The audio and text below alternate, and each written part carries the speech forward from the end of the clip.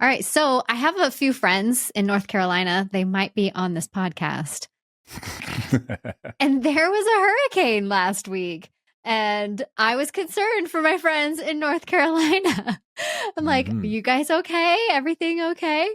Well, then I came across this article where in North Carolina, so imagine you are in the middle of a hurricane, you have no cell service, your power is out, so your Wi-Fi is out, you can't connect to Wi-Fi, you can't connect to cell service. How are you going to communicate with people? And when this first was announced, this satellite iMessages, so this just got released with iOS 18, like just came out last week. Kind of, did they plan the hurricane? Is that, Paul, get your conspiracy Is that the latest conspiracy theory theory? out? Just read Twitter for 5 minutes. Yes, it was planned. It was a planned hurricane to test out the system. So Test I out don't the know, whatever. system.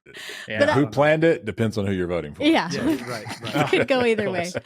But when this was first announced, I really only thought of it in the case of like you're lost in the mountains because I live next to mountains, right? So you're lost Right. in the mountains, you don't have cell service, there's no Wi-Fi. This is really helpful in those situations. And so, but when this all came out, I was like, oh, wow, that's actually really helpful. So then I had to, of course, because, me and Apple, I'm like, does Android have this? So apparently Verizon and Android are working together on a solution that is coming out. They said fall of this year. So, Mhm. Cool. so that will I think every device should have this. Obviously, it Oh, yeah. requires hardware because it's a satellite receiver that's in it. Right. So they actually had this since it's been in hardware-wise. It's been there since iPhone 14. My previous iPhone 14 had the hardware, but it was explicitly for SOS. They called it. So Yeah. basically, you could dial 911 on a satellite call on it from iOS 14, Yeah. which was great, but you couldn't message anybody with it. So Right. iOS 18 and the new 16 phones, I think it's the new 16, a 14 phone on if you're running iOS 18 has this messaging feature, and you just go into settings and you kind of like, if it doesn't detect that you have Wi-Fi and no cell phone, it'll default to it, and you can turn it on and off and test it.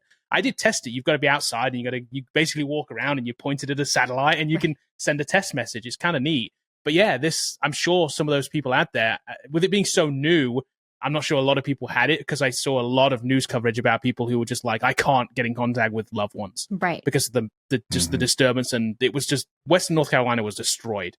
Yeah. It's so sad. And a lot of people out there, I'm sure, are still stranded. Even today, we're talking like Even days today. and days and days You after. can't get in there without a helicopter right now. Yeah, it's crazy. So this service is like, it's great. It's just, maybe it's a little too late. Right. Sucks. So Yeah. it kind of segues perfectly into the next thing that I was going to talk about, is that Verizon had an outage. So again, this could be really handy if Verizon is down and you can't text or anybody, say you're not near Wi-Fi. I mean, almost you're always near Wi-Fi, but you're in the mountains or, wherever, and you just don't have cell service. You can still reach out to somebody through these satellite iMessages, even when Verizon is down. So I also did I tried to do some digging as to why Verizon went down, and I actually experienced it too, because I'm a Verizon customer, and I my phone, it was like not working, and I was trying to send a text to my son, and it said like it couldn't send, and I tried to send a text to my roofer and it couldn't send, and I was like, oh, that's weird. And so I did what I do as an IT person. I rebooted my phone and everything was working fine. So I thought it was just a me problem at first. And then I saw on Facebook all these people saying like, oh, it's not working. It's not working. I was like, oh, just reboot. It's fine. But that didn't work for everybody. That is funny though, that it did work for you. I wonder if that was just coincidence, or it was some kind of software issue that you just re-triggered. Yeah, I don't know. Or maybe I just switched like tower when I rebooted or something like that. Maybe. But whatever happened, it worked. And like, I had no idea that there was even a problem with Verizon, like globally, not globally, but like across the entire states, until I started. So there is no official reasoning, right, for this? They haven't given an official statement. Yeah. So did you run across the conspiracy theories or what? No. Did you... I was trying to find go for it, what Bobby. they What were are they? like. What are they? I know you I like saw to them go on to X official this morning. sources, so I was trying to find like what Verizon said. I mean, what did the news? I mean, X. I mean, Twitter the conspiracy is theorists say. official Right. I mean, so like So they tied it to the hurricane. These conspiracy nuts that China sent the hurricane to kill us, and then they hacked into Verizon at the same time. So people I'm like, well, it's a hurricane. China's powerful. They're not that powerful. You know what's crazy? Like me, like I love me some good conspiracy theories, but even I'm like, oh my god. If you can't convince Paul of your conspiracy, that's too I ridiculous. mean, It's too way out there. come on. I mean, so many things are wrong with that whole statement. I know. So number one, if China could send hurricane to kill us, they would just send one every day. Right, That's right. Spin another one up. Let's go. Yes, let's go. Let's keep going. So, but maybe they were hacked and they don't want to talk about it. I think if they were hacked, probably what it is. They'll tell us eventually because they'll have to say that. The FTC is looking into that and the AT&T outage that was for 12 hours earlier in the year. I think the way it works, if you got hacked, there's this process you got to go through where you do your research and whatever, and you write the report, and then you wait a little bit, make sure that you fix everything first, and then you disclose the whatever happened or the vulnerability. And if it was a hack, it probably is some kind of state-sponsored hacker group or something. Usually, I mean that's usually what they're doing, but But they didn't spin up a hurricane, right? But they did not spin up a hurricane. So I was gonna say though, just back to the previous point of I'm always dystopian world is gonna come upon us. But at the same time, when you have kids or even I, one day it was I'm so bad with maps, and this is when only flip phones existed. I got lost hiking, and I thought I was never gonna find my way home. I literally thought I was this is it. And my phone battery died. And I just remembered this dread, being oh, no one will ever find me. And I think having these technological tools that kind of have a safety mechanism of able to find you if you get lost or your kids or whatever. I think I think that it would help the world to be better in my mind. It also shows the reliance we have on these things. If it's out, we're just we're running around and we don't have any way to do it. Now, in the case of what happened in Western North Carolina, dude, there's nothing you could. A lot of people are blaming them for not evacuating, and people just don't understand. This is in the mountains of North Carolina. You don't expect this to happen. Yeah.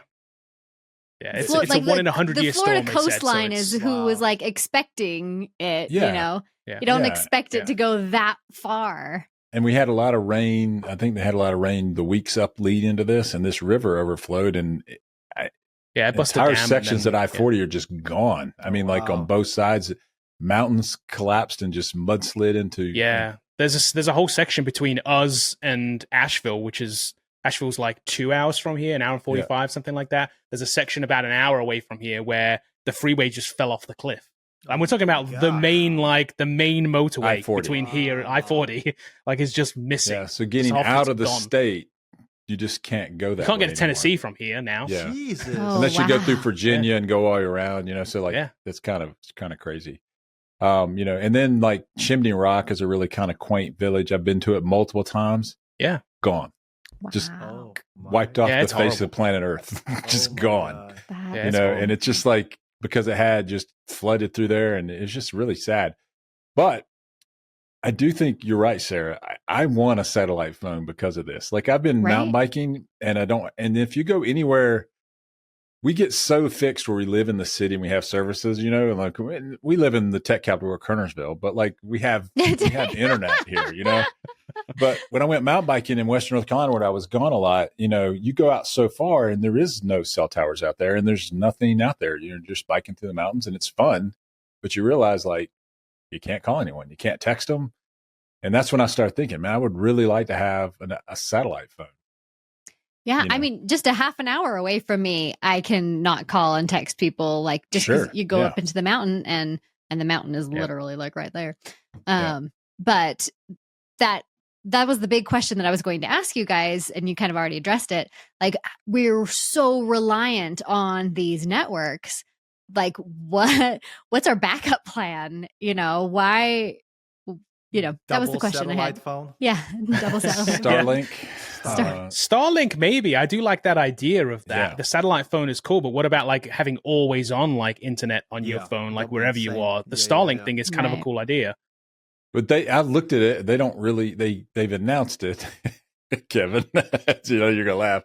It's not quite available yet. What a surprise! It's Musk Vaporware. What a surprise! It's Musk Vaporware. I think it works. They just don't have a plan that you can buy it in your Verizon shop where you can get a Starlink phone.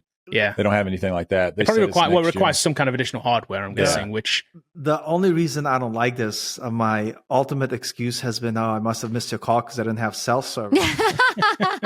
So now it's now people are gonna be like, you can't use that phone. It's not a thing. It's not a thing anymore. But I also think it's one of those things that's it's a backup too, right? Because you can't have it as your primary carrier because if you're inside, it's not going to pick up the satellite. Right. So the times it's a secondary thing. So how much are you going to pay for it as a secondary carrier, for instance, is where you need it. It's it's great in an emergency. It'd be perfect for this, right? But are you going to spend the extra $100 a month for the one time a year or one time in a decade maybe that you're actually going to use it?